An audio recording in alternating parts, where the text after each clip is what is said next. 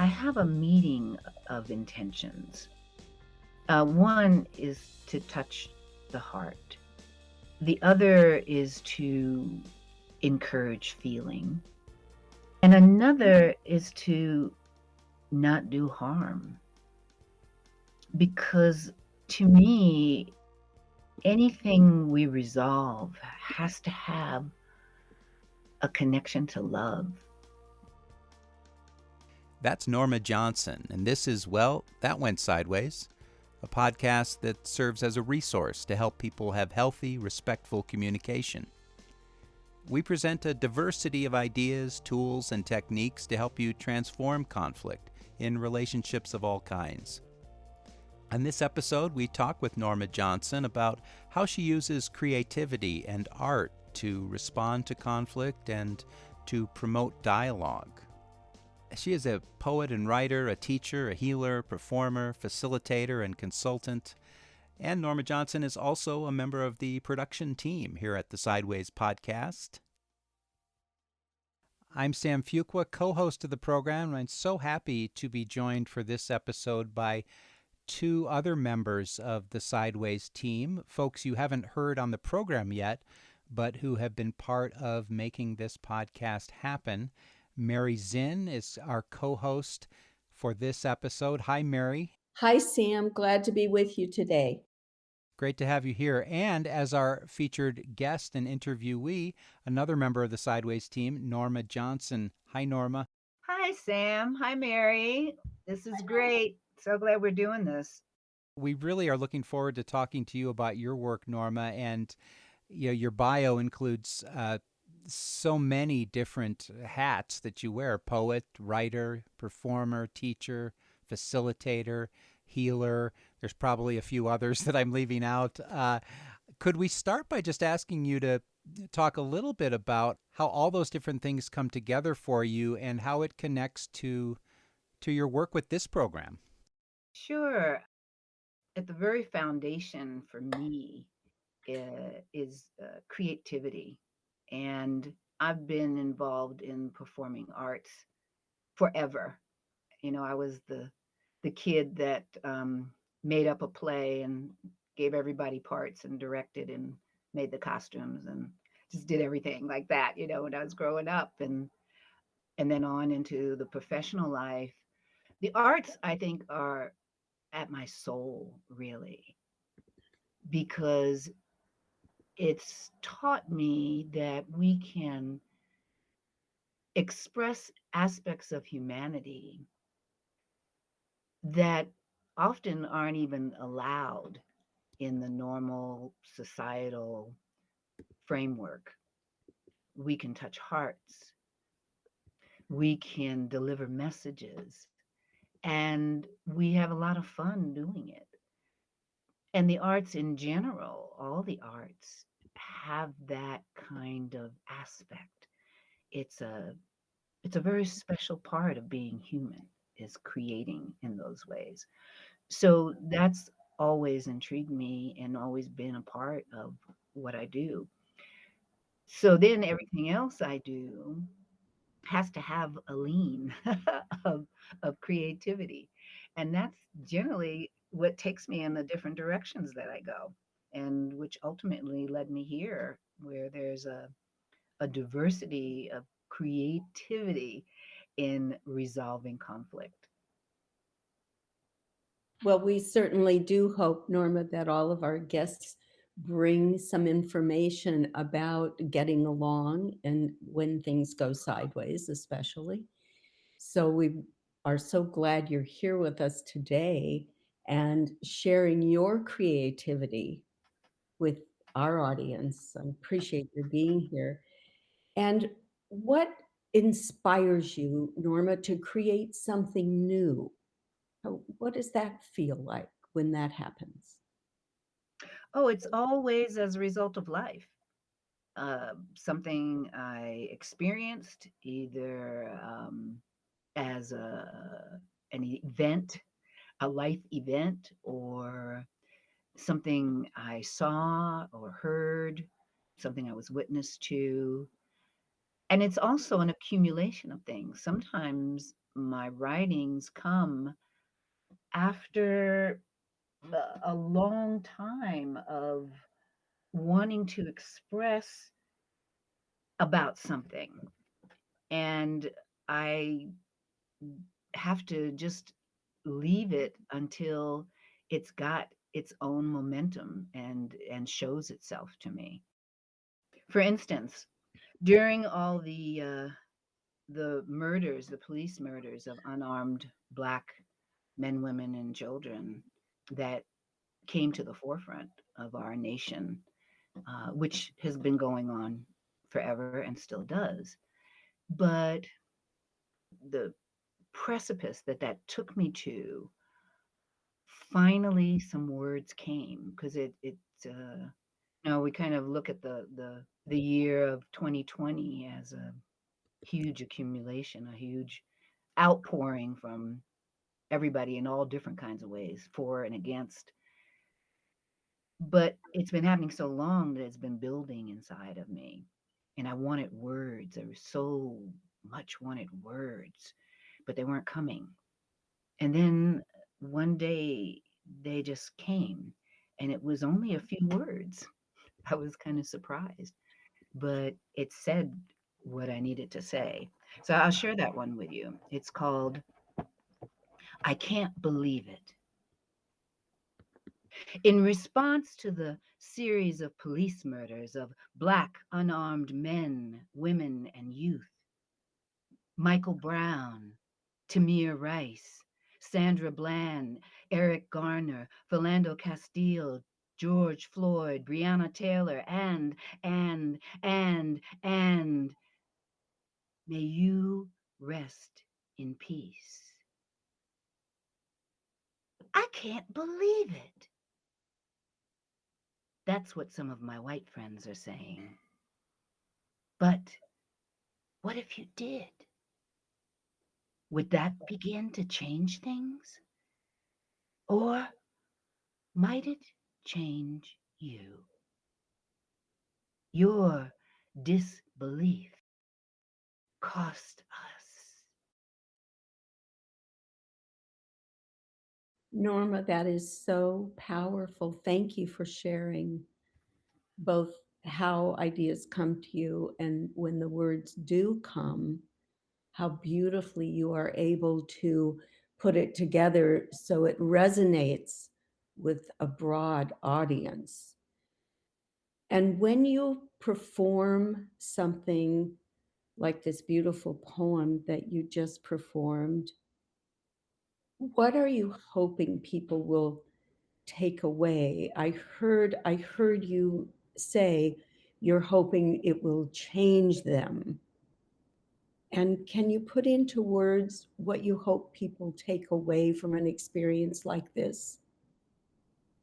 Um, it's not up to me to change anybody.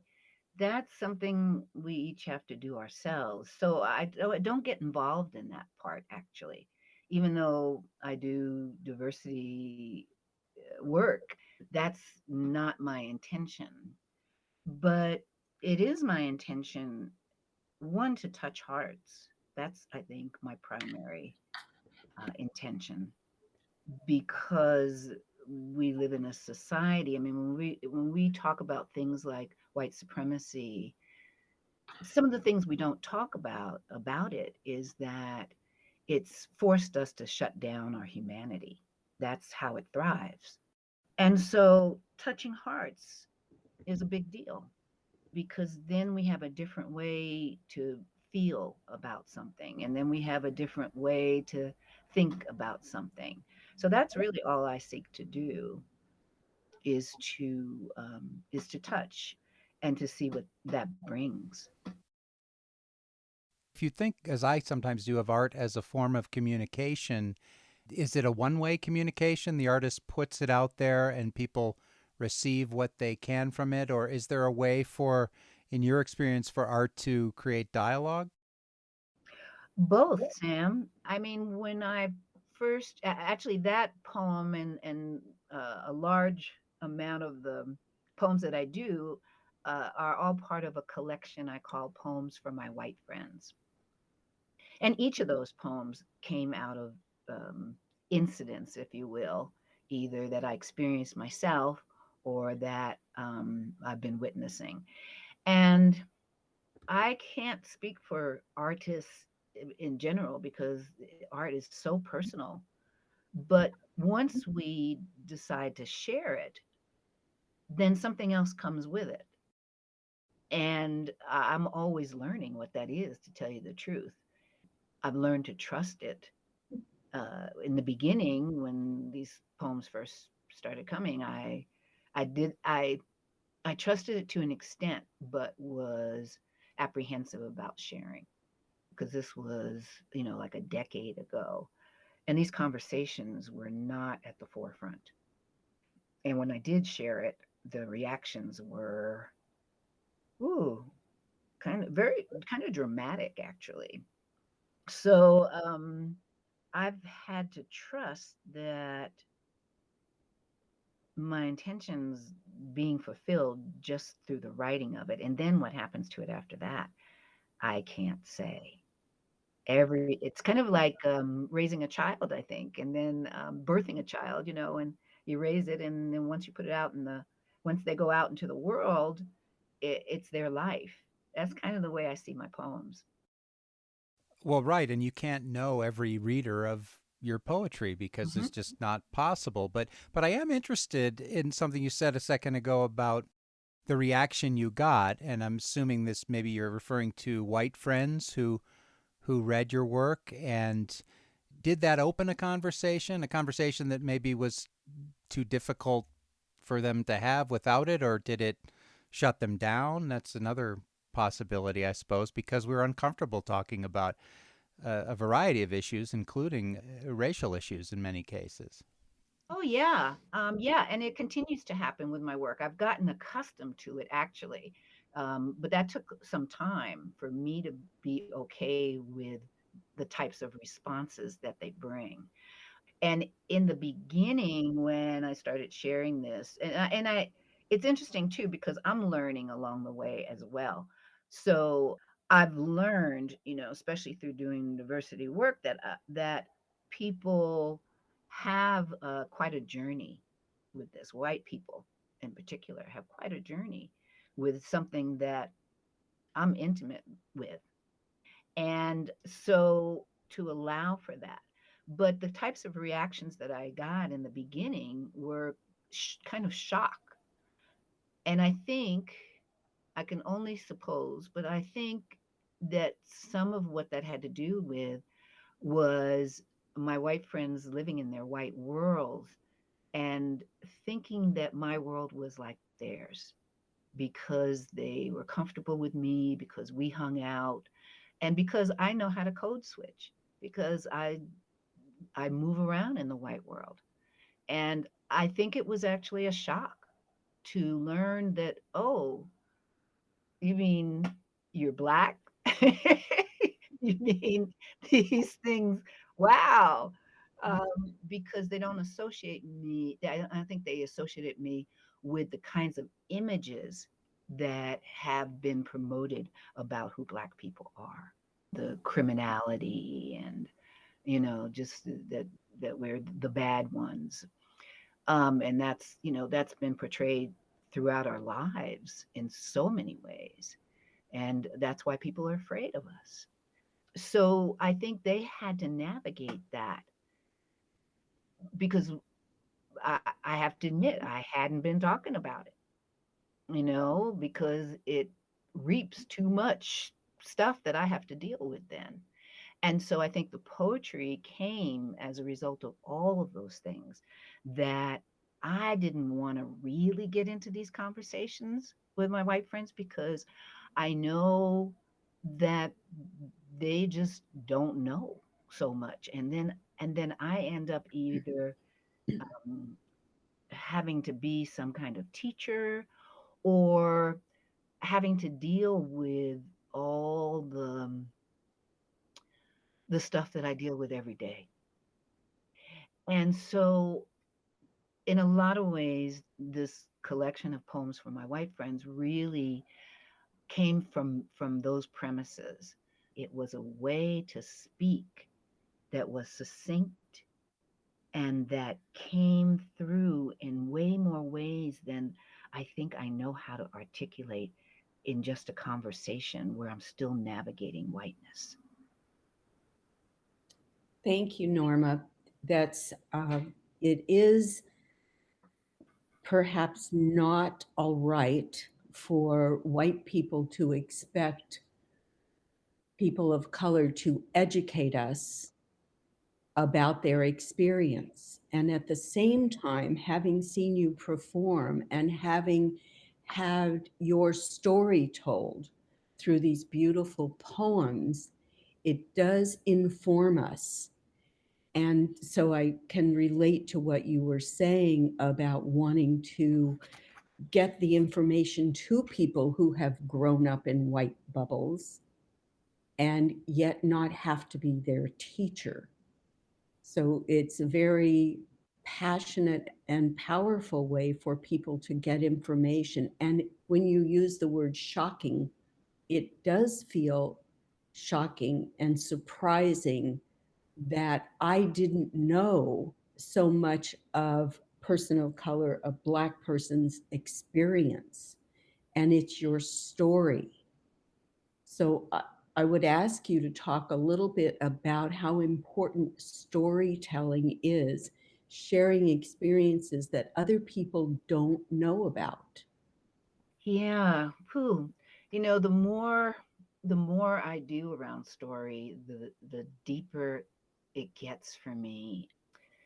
Just yesterday, I was facilitating about implicit bias and stereotypes, and we talked about the brain. You know how it works, and the brain's a lot to keep up with because it just goes.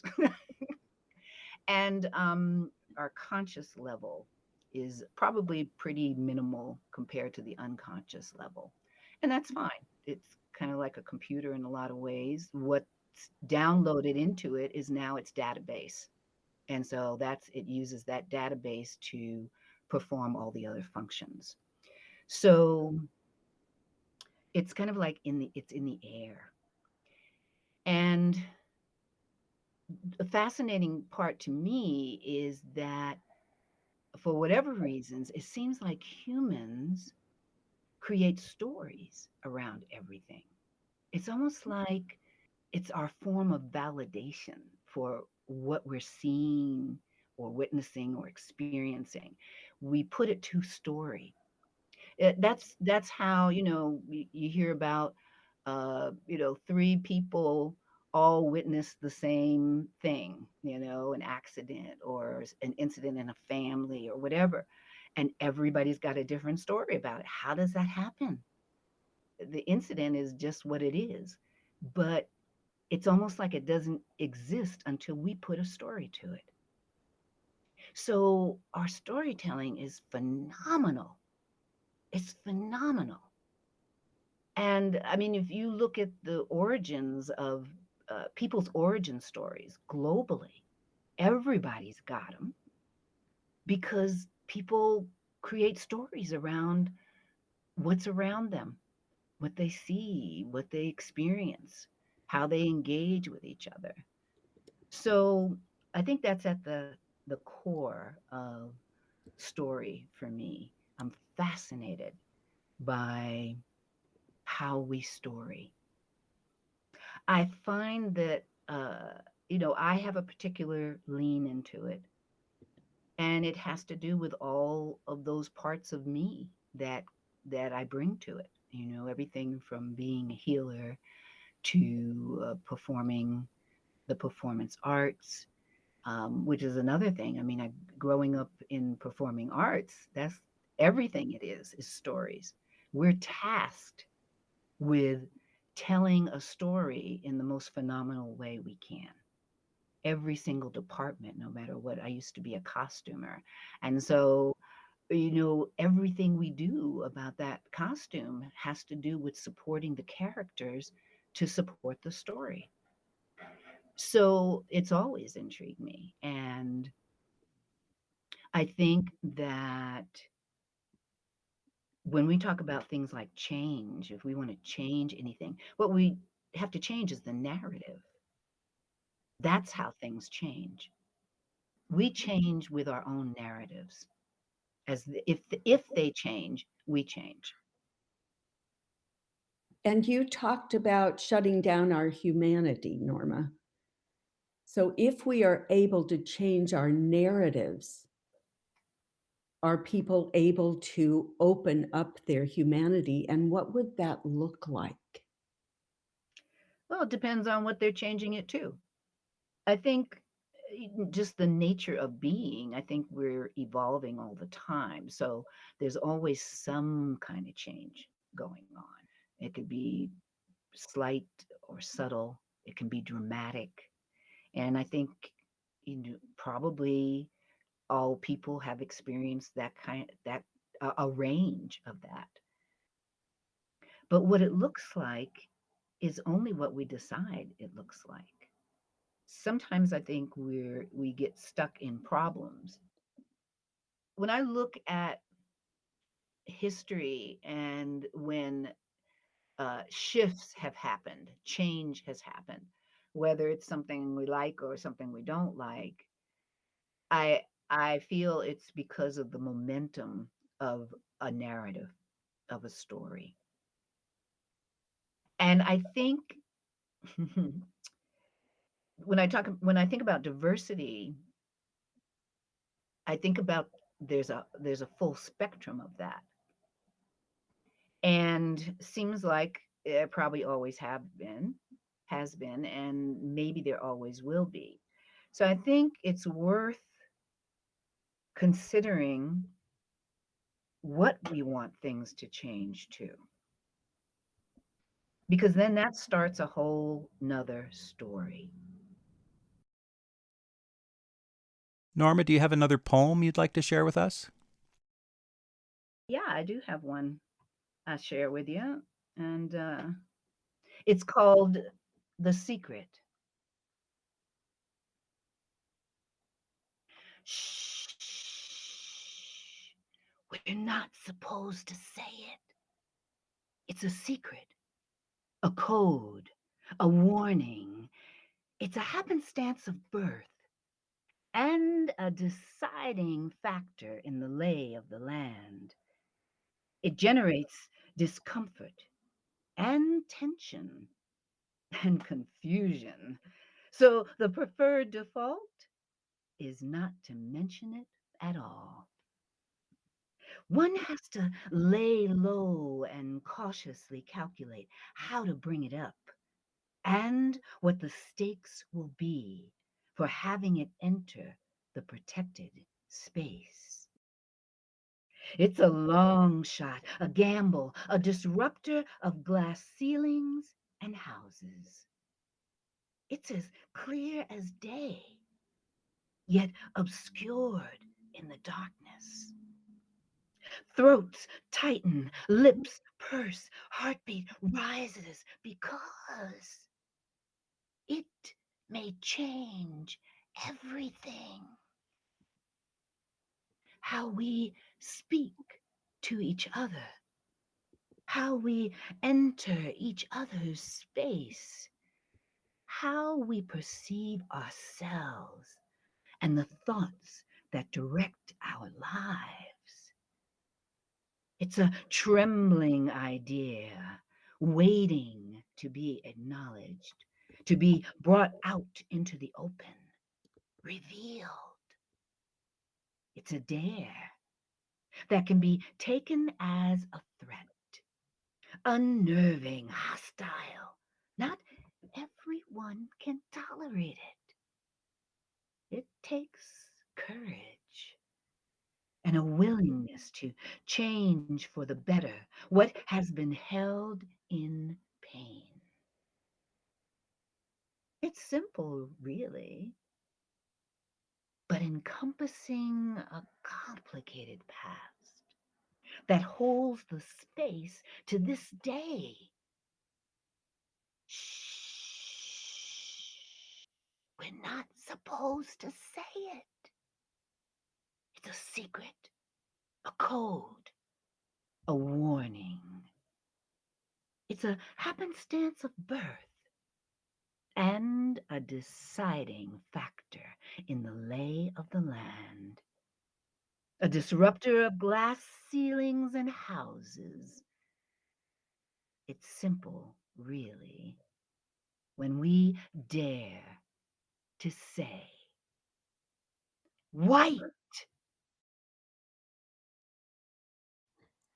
Thank you again, Norma, for holding us on the edge of our seats, at the same time letting our minds think about what the secret might be, and then having the answer at the end not be an answer, but really a question of what does this mean in my life and how do I relate to that?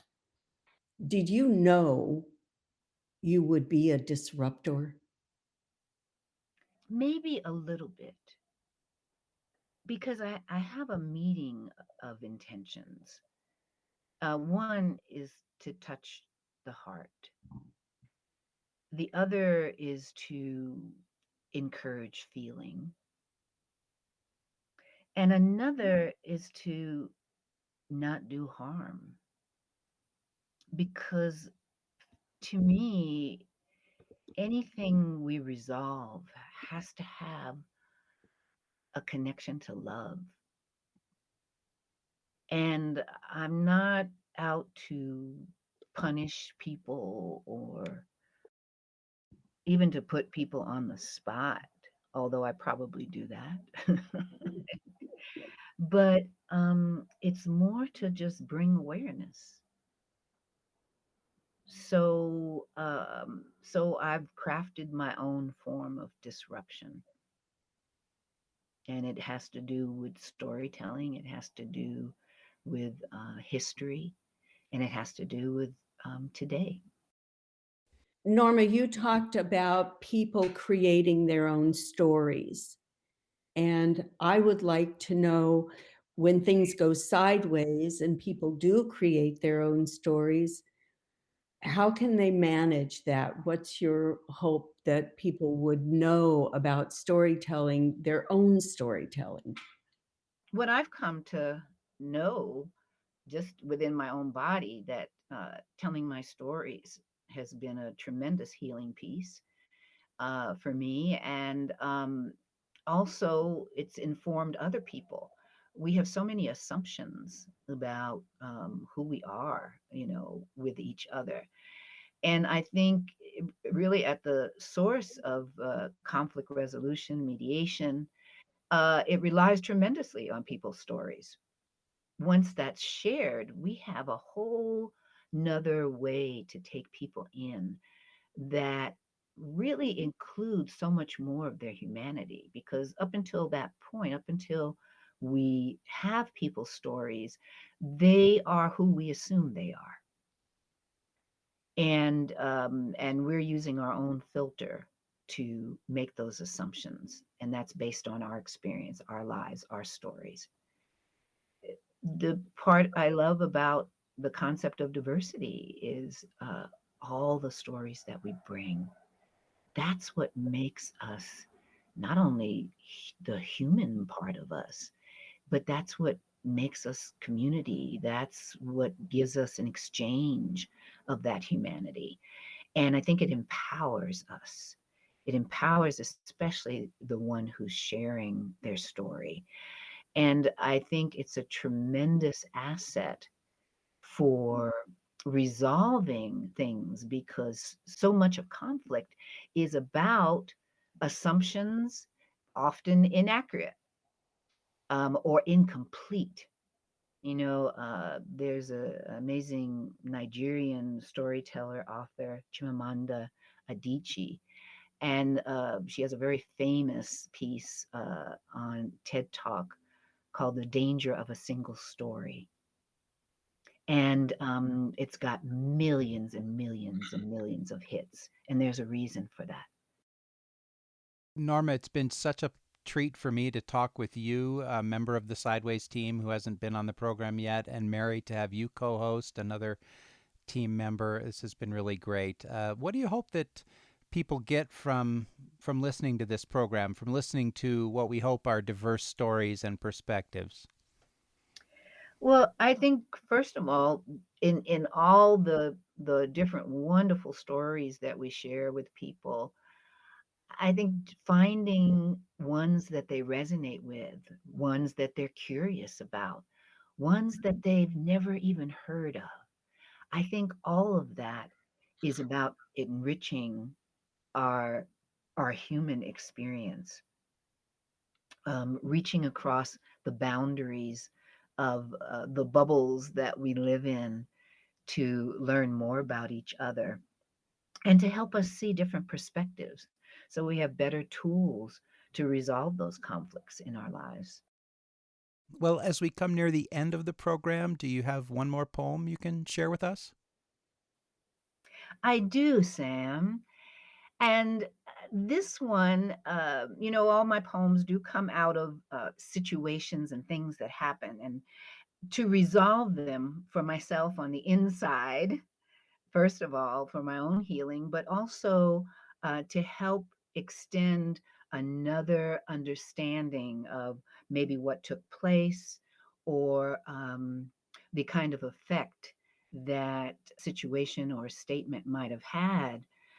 I create these pieces. And this one is really a reminder of how incredible each of us is. And that when there's not inclusivity or when there's not room for us to bring our full selves, then we all miss out. So this one is called Best Parts. I am so vast, so luminous, so incredibly expansive that I am astounded on a continual basis that I can even fit into this body, into this mind, into this room. The vastness of my lusciousness extends before me like a red carpet, welcoming the world to perch upon my wings, to take flight, to soar, to celebrate this gift we have of each other. And yet, when I come into those rooms where there is no space for my vastness, my luminosity, my lusciousness, where my wings fold in and my breath is left behind me. The best parts of me are left out, and they didn't even notice that I was not there. Best Parts, a poem written and performed by Norma Johnson. Norma, I want to say thank you to you for being our guest on the podcast today and for giving us something to think about our humanity and the way we see things and knowing how important other people's stories are to our future. Thank you. Thank you, Mary. Thank you, Sam. This has been great. A little turn of tables being on the show, but I loved it. Thank you so much for inviting me. Poet, teacher, healer, performer, facilitator, and consultant Norma Johnson. You can find out more about her work at allinspirit.com. That website again is allinspirit.com. And she's also a member of the production team here at Well, That Went Sideways.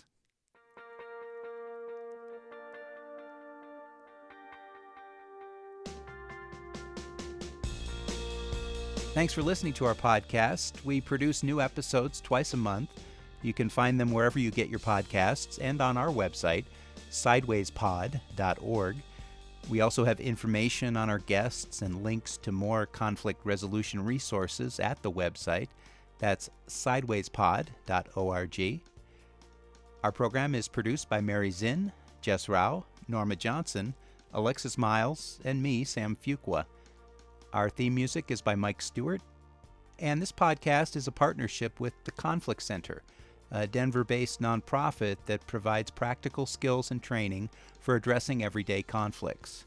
Find out more at conflictcenter.org.